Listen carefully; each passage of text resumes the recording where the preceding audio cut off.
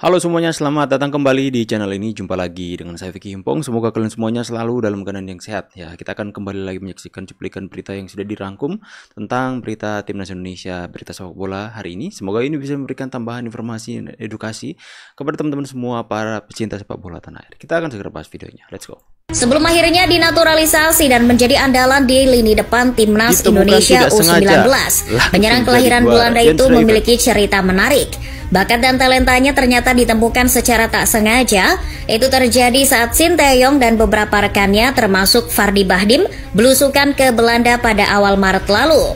Saat itu tujuan Sinteyong ingin menengok salah satu anak asuhnya, Rafael Strijk, yang sedang melakoni pertandingan bersama ADO Den Haag. Tujuannya hanya ingin bersilaturahmi, tak lebih. Karena beberapa hari sebelumnya ia sudah berkeliling Belanda untuk mencari pemain keturunan. Salah satunya adalah Calvin Verdong. Saat itu ADO Den Haag U21 sedang menghadapi FC Dordrecht U21, timnya Jens Reven. Pertandingan itu berakhir dengan skor 2-2. Salah satu gol Den Haag dicetak oleh El Klemmer. Sekali lagi dirinya membuat Sinteyong merasa puas dengan kinerjanya di lapangan. Selesai pertandingan, Jens Reven yang juga ambil bagian dalam pertandingan itu menghampiri rombongan Sinteyong.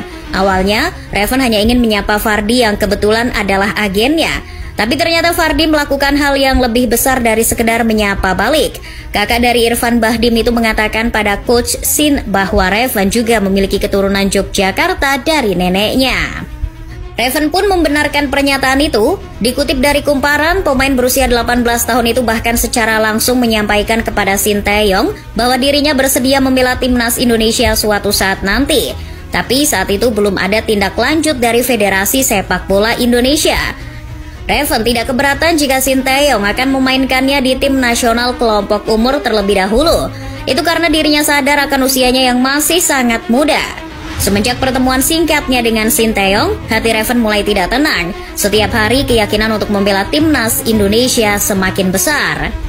Alhasil, dirinya meminta tolong Fardy Bahdim untuk mencari tahu apakah ada kemungkinan bagi dirinya untuk bergabung dengan timnas Indonesia.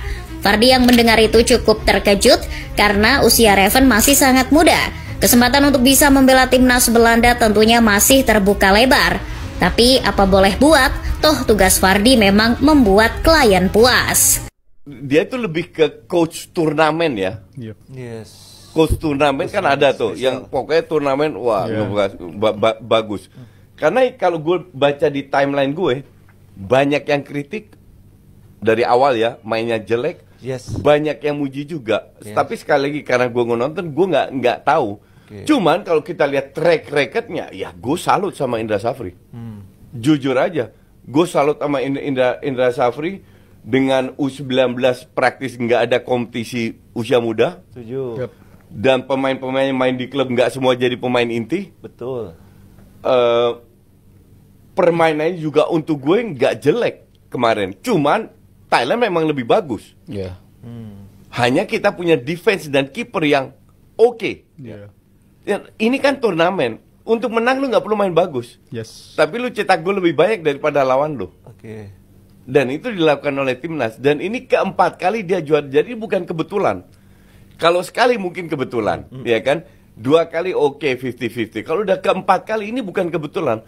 Ini sebuah sistem Indra Safri yang diterapkan di usia kelompok. Caranya gimana gue nggak tahu. Dan gue nggak mau tahu, nggak penting juga. Yang penting dia perform. Nah sekarang tinggal tantangannya, bisa nggak lu bawa? Tapi kalau gue lihat di grup kualifikasi Piala Asia itu ada Yaman, ya, Timor Leste, Maladewa. Harusnya bisa. Apalagi main di Jakarta ya. Main di Jakarta harusnya bisa. Dan gue sih cukup yakin kita 95% lolos lah. Ya. Oke. Nah nanti di Piala Asia itu Piala Asia U20 kapan? 2025. 2025 itu langsung kualifikasi untuk Piala Dunia. Yes. Kalau nggak salah. Yes. Di semifinalis masuk Piala. Itu akan diuji ya. Disitulah tantangan Indra Safri. Yang sesungguhnya ya. Jalani laga akhir pramusim, Calvin Verdong ditonton oleh Romeni.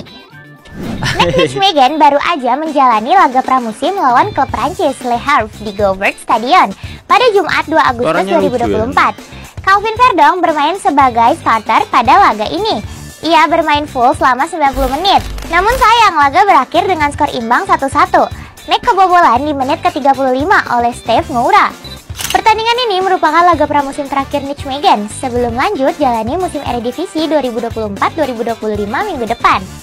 Verdong cukup dipercaya sang pelatih yakni Roger Meijer selama tur pramusim. Dalam 4 pertandingan yang dimainkan, dirinya sudah 3 kali bermain sebagai starter.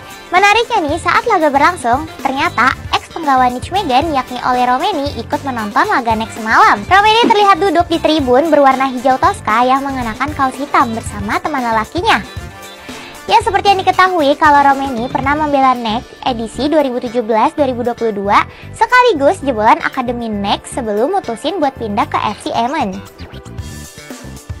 Rencana Cina gagal total, PSSI siap charter pesawat mewah untuk timnas Indonesia. Ya, rencana busuk Cina demi mencuri kemenangan memilih stadion laga yang jauh dari ibu kota Beijing dan rute perjalanan yang panjang. Tentunya ini akan menghabiskan waktu dan melelahkan fisik para pemain timnas Indonesia nantinya. Karena itu, PSSI bergerak cepat dengan cara charter pesawat untuk bisa langsung mendarat ke bandara kota Qingdao, tidak menuju Beijing lagi. Ya, hal itu diungkapkan oleh anggota Exco PSSI Arya Sinulinga untuk mencari pesawat charter. Meski demikian, Arya tak menampik langkah menggunakan pesawat charter juga dibarengi dengan biaya yang sangat mahal. Pastilah mahal sekali biayanya. Tapi itu salah satu strategi yang gitu sih, kalau mereka memang memakai strategi itu. Itu bisa benar-benar menghemat tenaga, stamina para pemain. Martin Paes terbaru, FC Dallas versus Austin. Menyala Bang Paes. Jaya Marufo had had enough of waiting, and so here we go for the second half.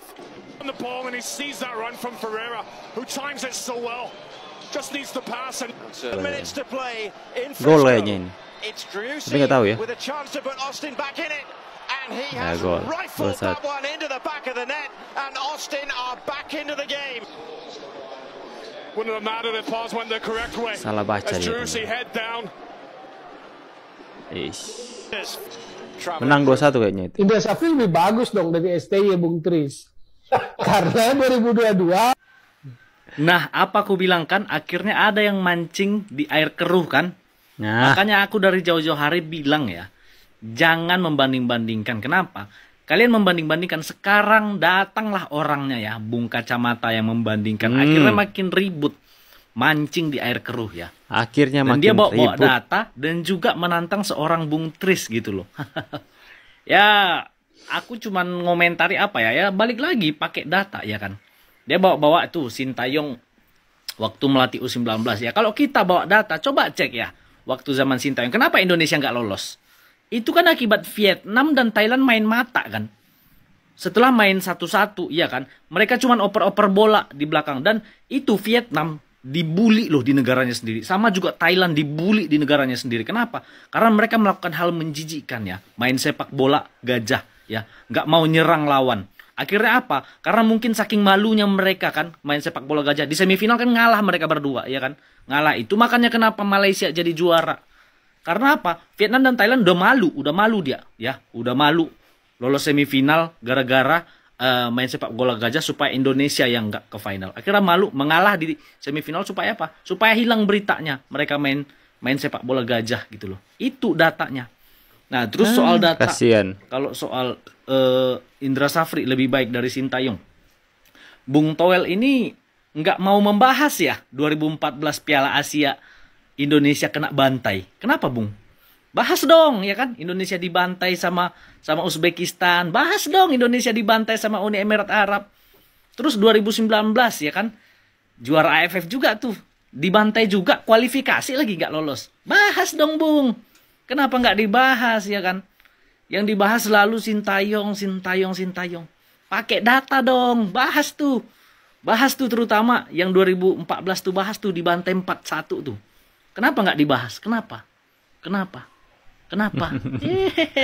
Ya, alasannya memang simpel sih. Karena Toel ini, dia hanya mencari sebuah data yang akan mendukung argumennya untuk mengatakan atau membandingkan Coach Indra Safri lebih baik dari STY. Dia hanya mencari data yang akan mendukung itu, dan kemudian data-data yang itu membantah argumennya itu dihilangkan. Itulah jenis orang yang mengeluarkan statement tidak berdasarkan dengan pengamatan yang jujur, tapi berdasarkan dengan ingin menjatuhkan, ingin melemahkan karakter seseorang, khususnya Sintayong hari ini. Ya, Toel ini biarlah dia keluar-keluar ya. Semakin ribut kan akhirnya jika membandingkan.